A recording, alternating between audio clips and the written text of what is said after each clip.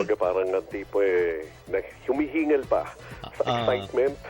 And panibago excitement na naman yung ina-anticipate natin para sa magaganap mamayang gabi. Dahil kumbaga matagal-tagal din tayong hindi nagkaroon ng aksyon. Ika nga dito sa bansa natin na talagang para bang once again, we are seeing Philippines, one nation, one team. Oo, talagang na-unite ang mga Pinoy bench every time talaga na. No? Makikita mo yung suporta talaga nung mga nasa tahanan nila by watching at saka yung mga nandun mismo sa venue. Yes, totoo yan. Ano? At saka talagang makikita rin natin dyan yung mga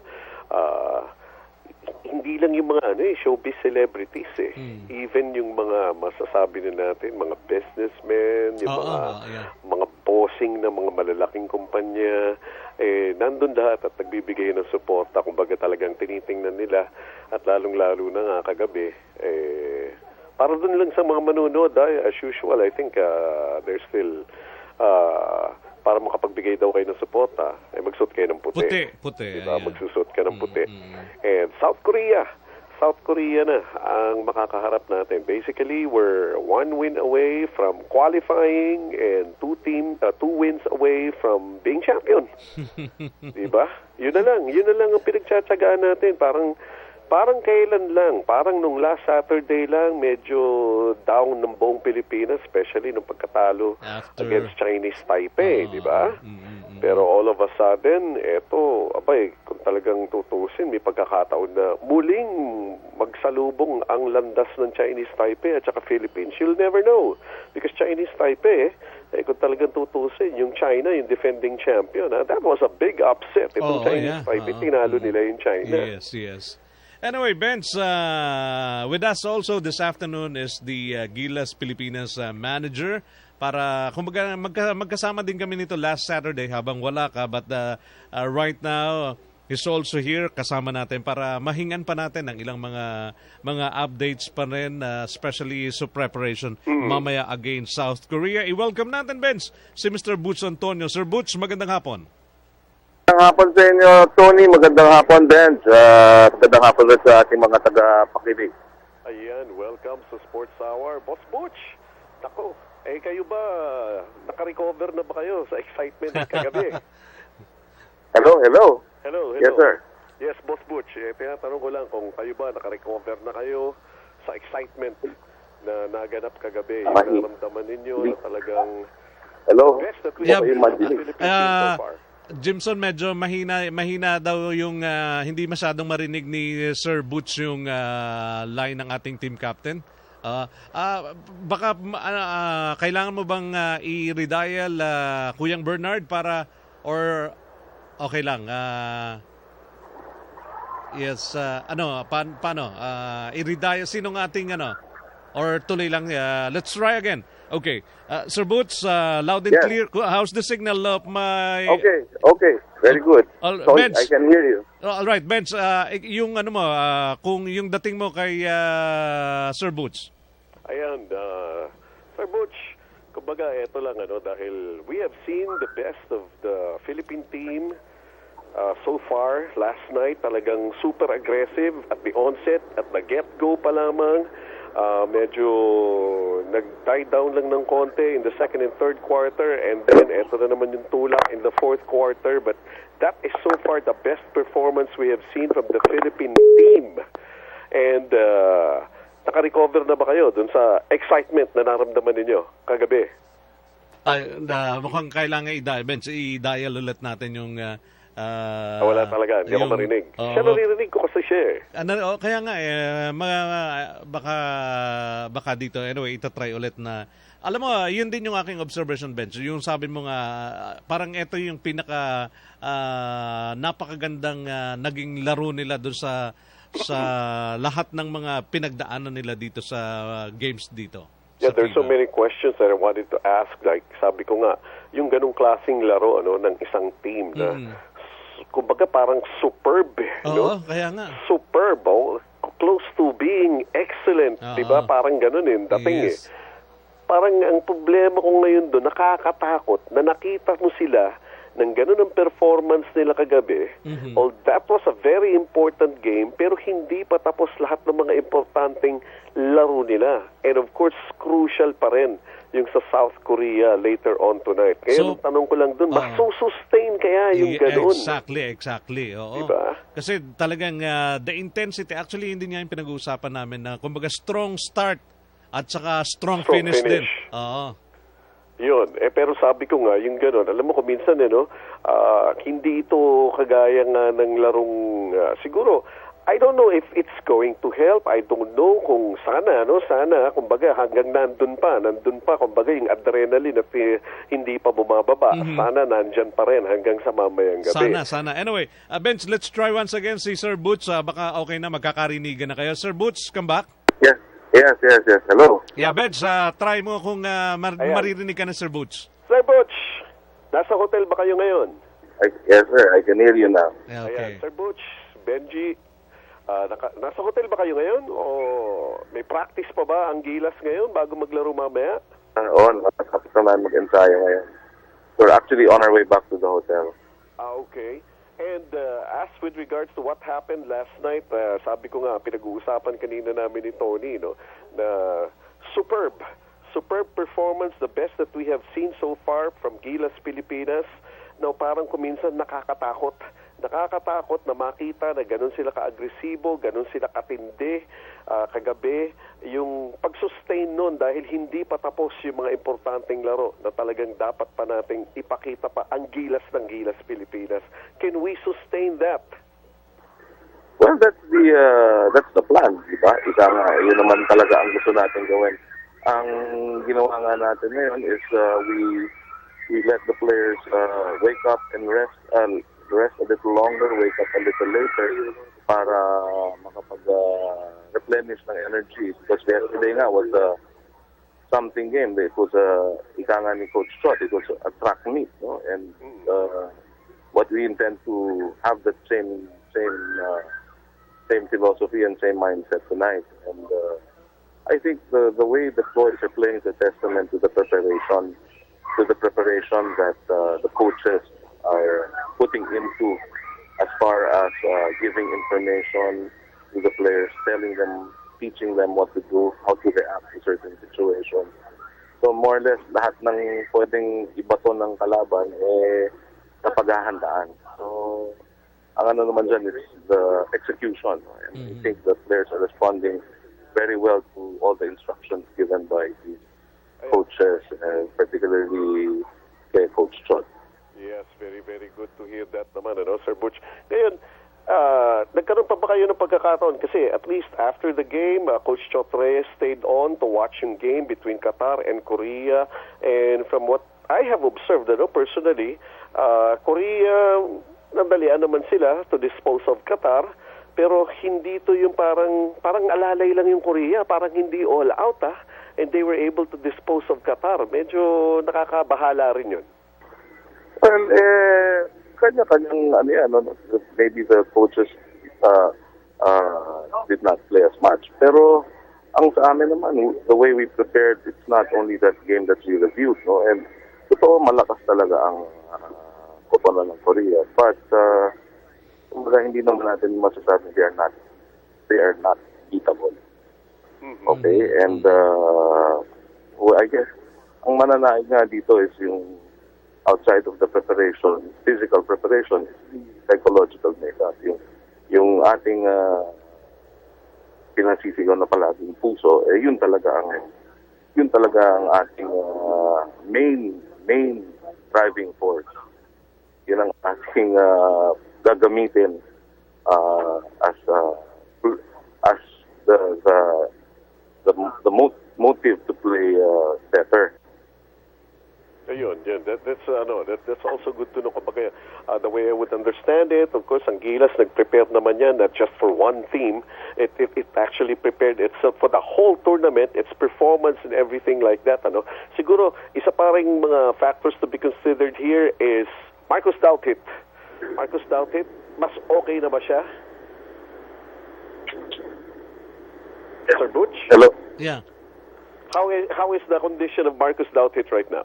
Well, he suffered a contusion while he was playing dun sa Qatar game, and it's still there. But of course, like everybody else on this team, yung konting sakit na yan, ipasasatabi na natin kasi kaya na pinaglalaban natin dito.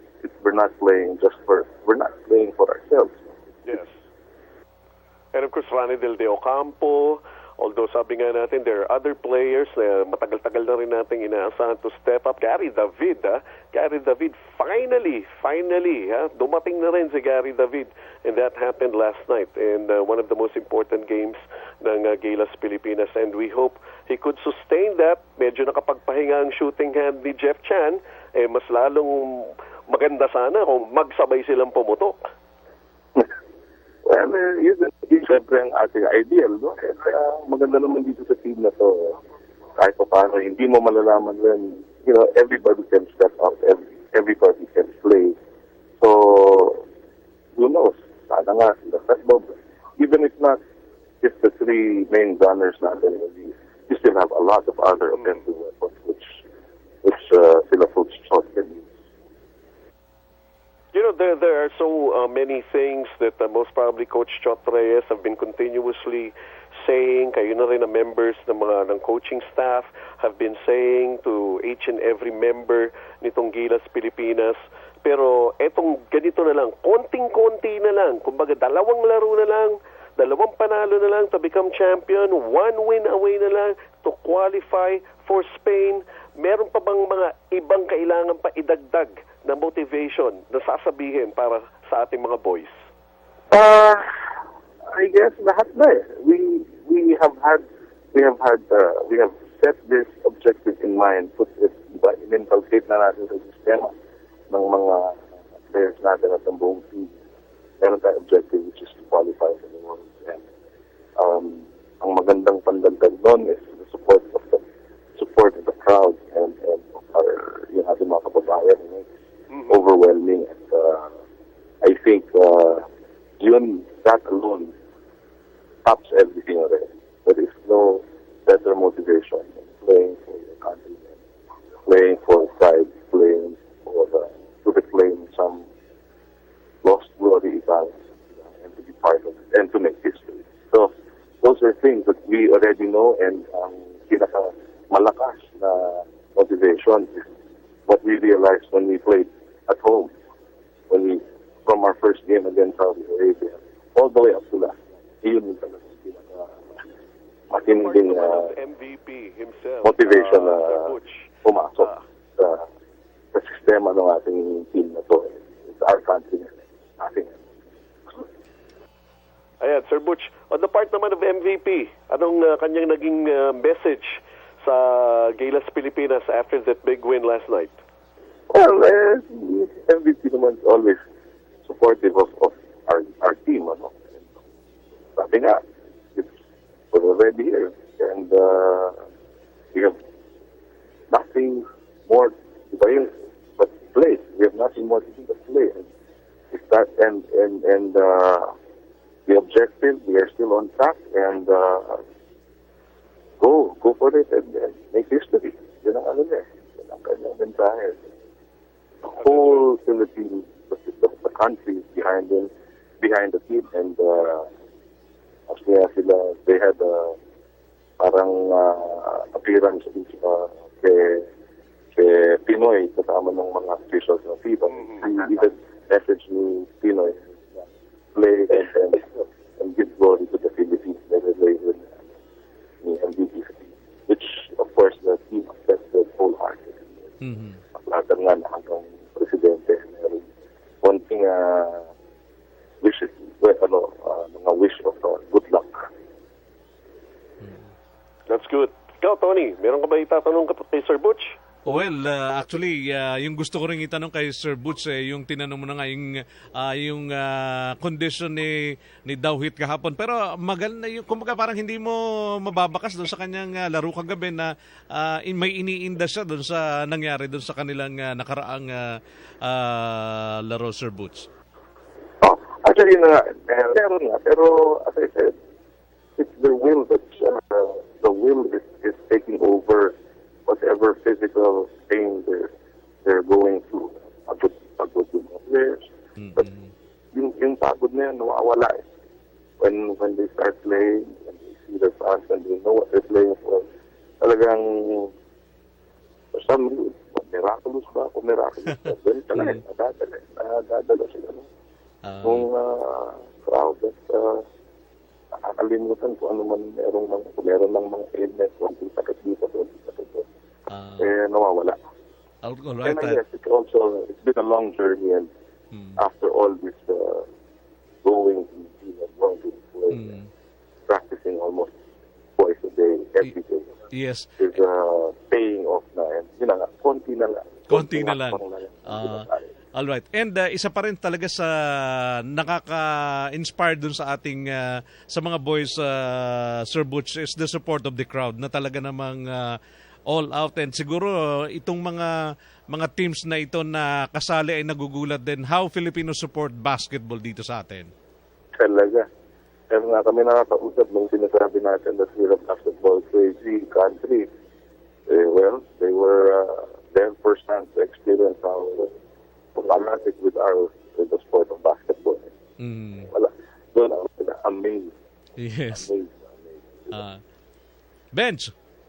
Yes, Tony. Siguro, right now, I just would like to give the opportunity for Mr. Butch Antonio yung invitation na naman para sa ating mga kababayan na dapat nakaputi at punuin na naman natin mamaya ang MOA Arena. Well, ako po, request ulit. Ito po kami na sana puntahan niyo kami, supportahan niyo yung team. Alam naman namin that you're always there, and well, this is a very important game tonight, 8:30. Let's wear white and cheer our hearts out. The boys will really respond to the support that lahat ng binibigay ng ating mga kababayan. Whether that's sa loob ng gym, sa labas ng gym, they feed off that. So, sana nandun po kayo for the boys. Okay. Of course, all the time, we always try to play our best. Hindi sana po makuha na natin objectives for this game. Yes. All right. Thank you very much once again, Sir Butch, for your time, and sa ulitin.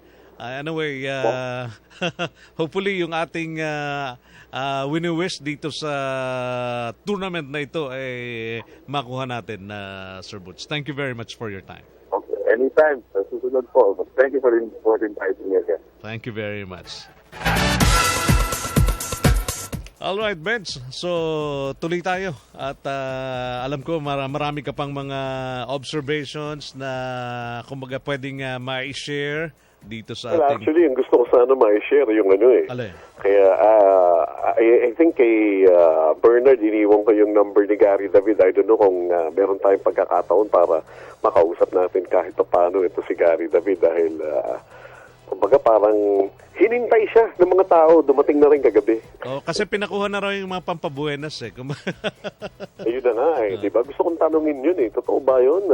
Yung underwear niya, Superman? Itatry nga. Yes, actually, tinatry na ni Kuyang Bernard na kontakin si Gary. Pero yung tingin mo kasi matibay yung Korea. Kasi pinanood ko rin yung kanilang kagabi. Talagang Ano sila eh, yun nga ang problema ko eh. Sabi ko nga yung Korea, parang they played against a team na alam nila kayang-kaya nila eh. So parang hindi mo makita yung challenge nung Qatar sa Korea, para yung Korea, ilabas talaga nila yung kanilang galing.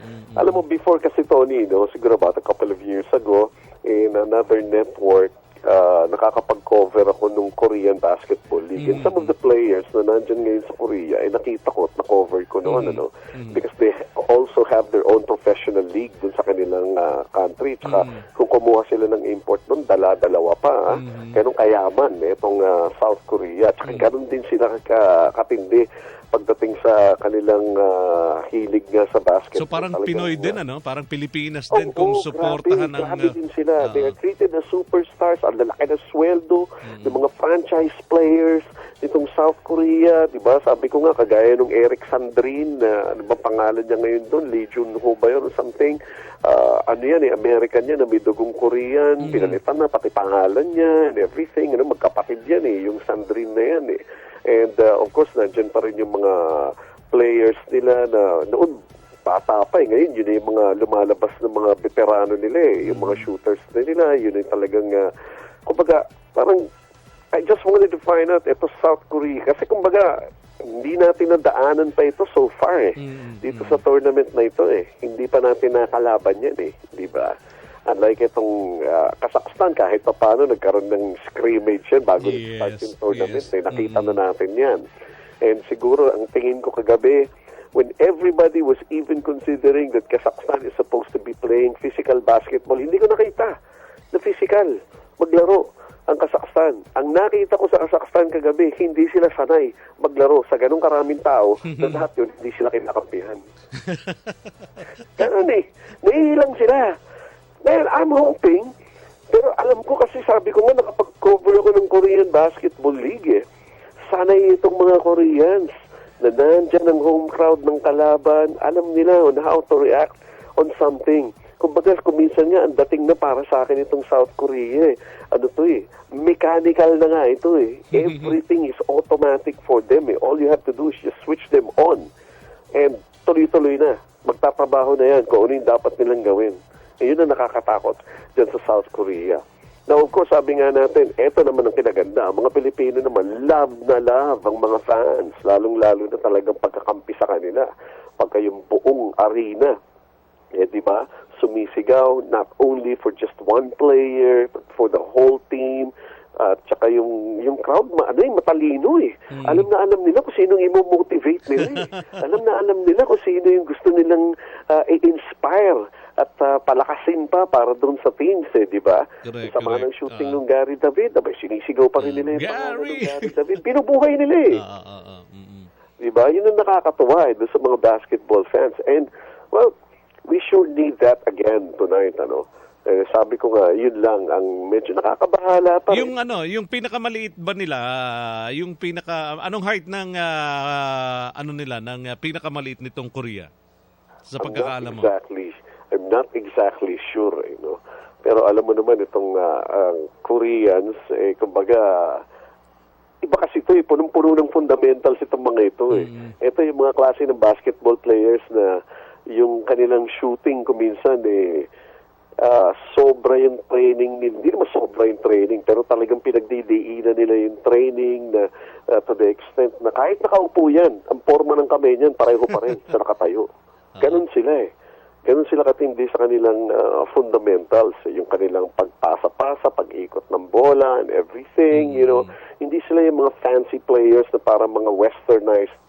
Actually, kung titingnan nga natin, mas athletic pa tayo Kasi nga, sila naman, nandun naman sila sa fundamentals ng basketball. They don't want to be fancy, hindi sila yung talagang dakdak ng dakdak or anything. Bihira ka makakita sa kanila ng mga crossover, yung mga ganun, one-on-one plays. Shooter talaga sila. Kaya magkaiba yung estilo as compared kaya sa ating, nga. Pero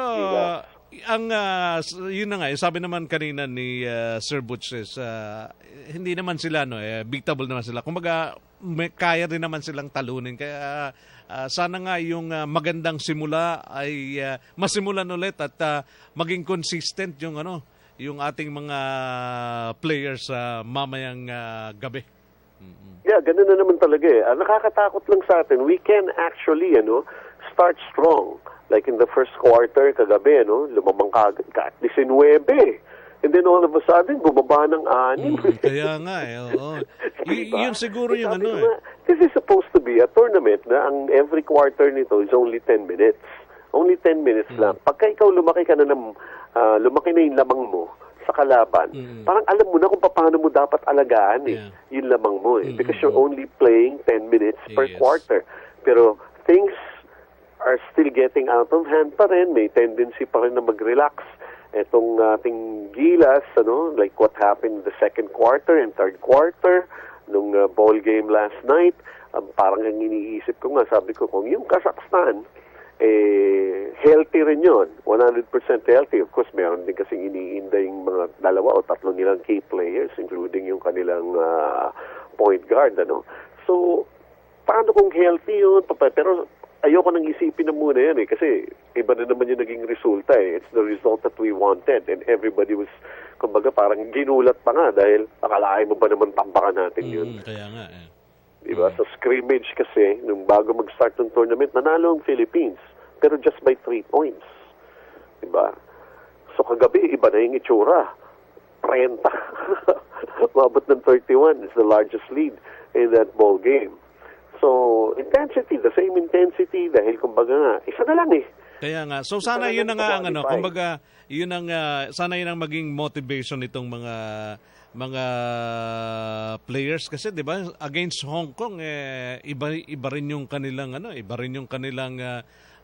parang pinakaba talaga nila yung sports fans doon sa laban nila sa Hong Kong Yes, totoo yan.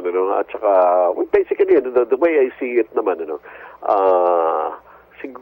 siguro lang, ayoko namang ilagay sa isip ng ating mga teammates ito na yung possibility nga na matatalo pa yung Philippines. Pero of course, we're up against South Korea at hindi birong kalaban ito. Kung sakasakaling hindi naging maganda, pabor para sa atin ang resulta mamayang gabi, there's still going to be that battle for third pa naman Kasi yung mananalo between Korea and the Philippines, yun ang makakalaban. Yung mananalo naman between Iran and Chinese Taipei, and that will be in the finals. So pag nasa finals ka, ibig sabihin 1 and 2 na yun. Ngayon, magkakaroon tayo yata ng battle for third. 1, 2, 3 yung kukunin. Yung kukunin, So, yung tsansa ay... Umaba lang yung daan. Umaba lang yung daan. Kaya nga sabi ko, baka mamaya lumabas pa dyan medyo siguro, ayoko namang isipin. Gusto ko matapos na siya mamayang gabi. Mamaya lumabas pa dyan kung manalo ang Iran against Chinese Taipei o matalo tayo sa South Korea. And then, magkakaharap na naman natin yung Chinese Taipei. And this is actually for the number 3 spot already. Yeah. Diba? Parang, pero sana hindi na gano'n. All we need is just 1 win tonight and then, basically, mission accomplished. Kumbaga, parang extra na nga for the Philippine team to win, to become champion again. To qualify lang dati talaga, yun lang yung ating inaasam-asam, yung ating, kumbaga, mission, and hopefully mission accomplished at the end of 40 minutes of basketball tonight for the Philippines. Kung titingnan mo kasi silang lahat, look at Japet, grabe din yung kanyang pinapakita at talaga namang talagang yung mga tao iniintay talaga siyang ipasok Alam mo, if there's one question na gusto ko itanong kay Japet Aguilar kung magkakaroon sana ako ng pagkakataon na makausap siya ngayon, ang sasabihin ko lang sa kanya abay masanay ka na ganyan. Dahil paglaro mo rin sa PBA, paglaro mo sa Ginebra, laging yung tao kampi sa inyo. Diba? Masanay na siya na ganun. Na yung kanyang pinaglalaroan na team, talagang yun ang pinakamaraming fans. So, buong ang Philippines for Gilas, and nakikita natin na nilalabas ni Japet Aguilar kung anong makakaya niya. And when he starts playing for Barangay Ginebra naman, of course, parang sasabihin niya, ganun pa rin. Diba? You can still feel the love of the fans. Well, tingin ko naman ever since, sa simula't simula, kumbaga parang gano'n naman talaga yung kanyang gusto, kaya lang nalilimita at saka siguro nga kailangan niya yung ganyang katinding exposure, o kumbaga nandun talaga siya sa court para maipakita yung kanyang galing. Alam mo, marami rin tiniis kasi si Japet Aguilar ng mga critics, di ba? Yung mga, siguro, it was also, in a way, lalong-lalo, alam mo naman ngayon, napakadaling mang-insulto ngayon sa social network sa social, lang. Ganun di ba? So, si Gary David din, actually, ang dami ring yung tinanggap na kantsaw, tukso, insulto sa mga basketball fans. Meron ding, syempre, of course, kumakampi pa rin sa kanya, pero marami muna siya narinig na hindi maganda So si Japet Aguilar, ganun din. Dahil alam naman natin, medyo naging shaky rin ang basketball career nitong si Japet Aguilar eh. Kahit papaano, parang nagsasabi, hindi alam kung anong gusto niyang gawin eh. Ano bang gusto mo ba maglaro rito sa Pilipinas? Kung gusto mo ba maglaro sa ibang bansa? Ano ba talaga, kuya, di ba? Ganun. And then all of a sudden, parang every team na makukuha siya, parang it's a big acquisition. And then all of a sudden, when he played para dito sa Global Port Patangker, medyo disappointing naman yung kanyang performance. And all of a sudden, nakuha pa siya ng Barangay Ginebra. There were also a lot of basketball fans na sinasabi, bakit yan? Wala pa nga napapatunayan yan Si Japet Aguilar, malaki nga yan pero wala pa siyang, kumbaga, hindi pa natin nakikita kung kaya nga niya talaga makatulong sa team. So siguro, lahat yun, naipon na rin para sa kanya and this is his time to shine. Nakita natin na kailangan din yung serbisyo niya rito bilang miyembro nga ng ating national team. And so, nakita natin kung anong kaya niyang gawin dito. He's showing us his athletic ability. He's showing us not only on offense, yung kanyang magagawa, but also on defense. Sabi nga, meron mga intangibles na nagagawa si Japet Aguilar. Kaya ito mayo lang naman niya kahit sa shooter, di ba? Naiilang na yung shooter. The block shots, yung mga rebounds din na nakukuha niya. Those are very, very important factors. The more possession that the Philippines have, the more chances that they could make a basket. Yes. So those are the things. At saka, hindi mo na kailangan puwersahin si Marcus Doughtit if Japet Aguilar is kumbaga is in a zone or something like that, di ba? Yes. And isa rin sa mga talagang nakakabilib ngayon is the performance of Gabe Norwood. Talagang ibang klase yes. Kahit saan mo rin siya ipwesto. Isa rin si Gabe Norwood. Alam naman natin ang pagiging athletic nitong si Gabe Norwood at saka the advantage that he has dahil siya nagbababa ng bola, siya ay point guard at siya ay malaking point guard. Plus of course his athleticism. Pero marami dati kasi ang nagsasabi dito kay Gabe Norwood parang malambot. Kumbaga, takot sa banggaan and everything. Pero right now, he's showing us not only his offense, which is beginning to click. Siguro nakikita rin niya yung mga mismatches. And of course, ayun nga, yung ginawa niya dun sa point guard ng Kazakhstan kagabi because he has the height advantage. Yes, So hindi ka rin basta-basta makakalusot dito kay Gabe Norwood dahil si Gabe Norwood nga, sinasabi ko, he's got quickness, he's got athletic ability, and yun nga, nakaka-deliver siya ng play ng Gilas dahil malaki siyang point guard. Kaya nga Actually, yun nga yung obserbasyon ng ating mga nanonood na only Junmar Fajardo yung kumbaga medyo hinahanapan pa nila talaga ng kumbaga magandang kung timing ba ang kailangan para kasi isa talaga naman siya sa mga inaasahan din dito sa team na to. Well, alam mo ko talaga kasi kung tutuusin naman ito si Junmar Fajardo, kumbaga parang sa isang ball, rookie talaga to Rookie ang dating nito Rookie siya para doon sa kanyang team na Petron. Rookie siya para dito sa Gilas. Dahil alam naman natin, ito si Junmar Fajardo, nakita natin to, ang pinanggalingan na liga nito is yung ASEAN Basketball League, of course. Diba? At talagang rookie naman talaga siya.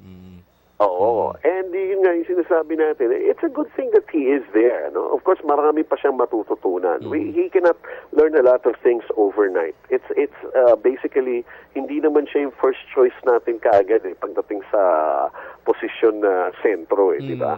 Pagdating dun sa taong kukuha ng napakaraming rebounds. Nandyan lang si Junmar Fajardo. If he can contribute kahit mga 3-4 na rebounds, which could create a scoring opportunity para sa Gilas Pilipinas, if he could score kahit mga 5 puntos lang, abay malaking bagay na rin yun. Kaya nga, At pagbalik nga niya ng kanyang mother team, kumbaga kahit paano, mayroon siyang kumbaga yung kumpiyansa niya, Di ba? Iba na yung tingin niya sa ball game. Iba na iba na.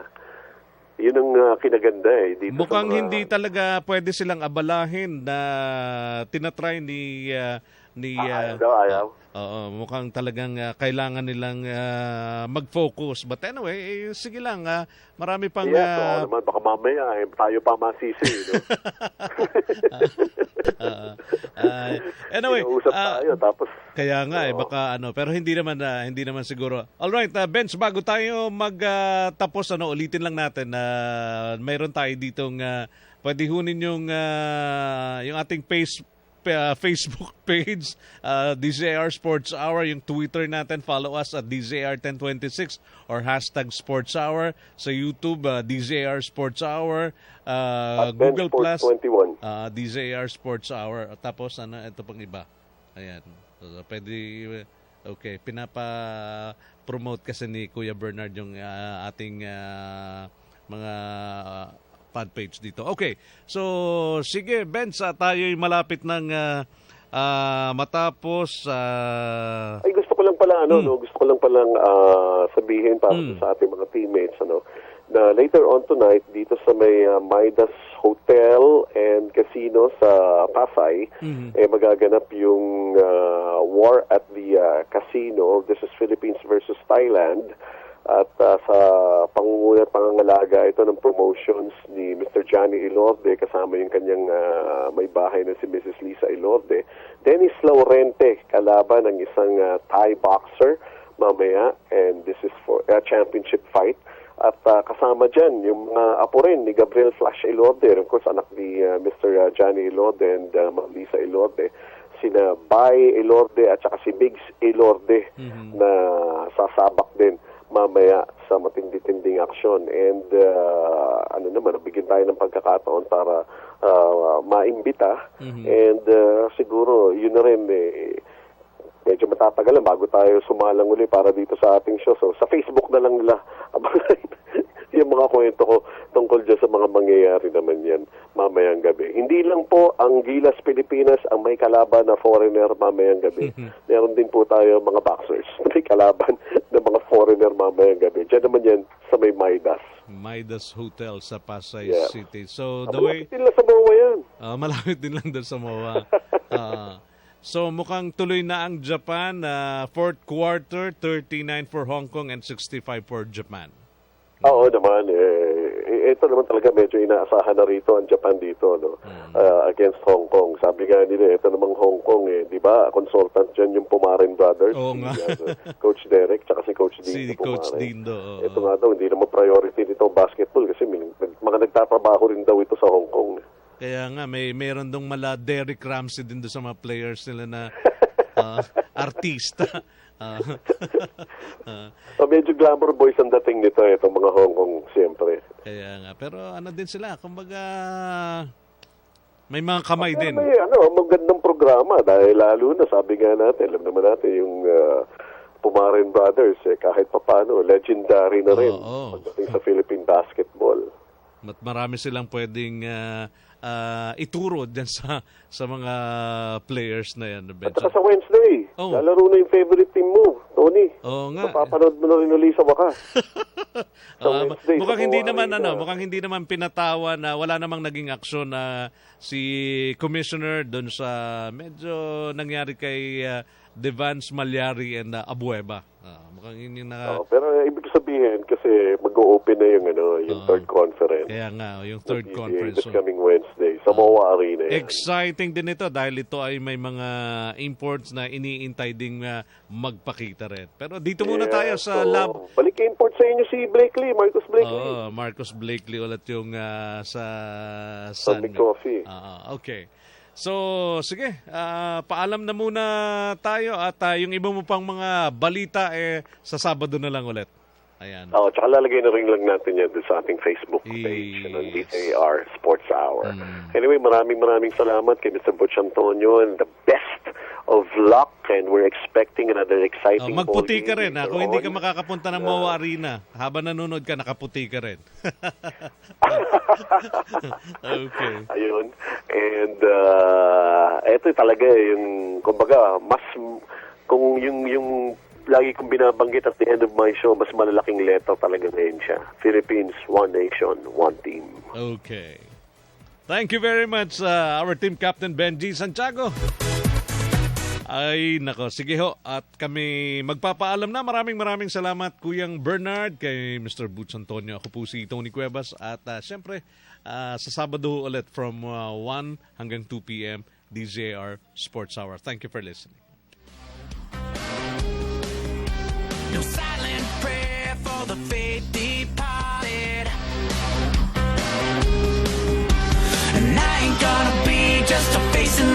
loud. You're gonna hear my voice when I shout it out loud. It's my life, it's now or never. I ain't gonna live forever. I just wanna live while I'm alive. It's my life. These are my confessions. And just when I thought I said all I could say, my chick on the side says she got one on the way.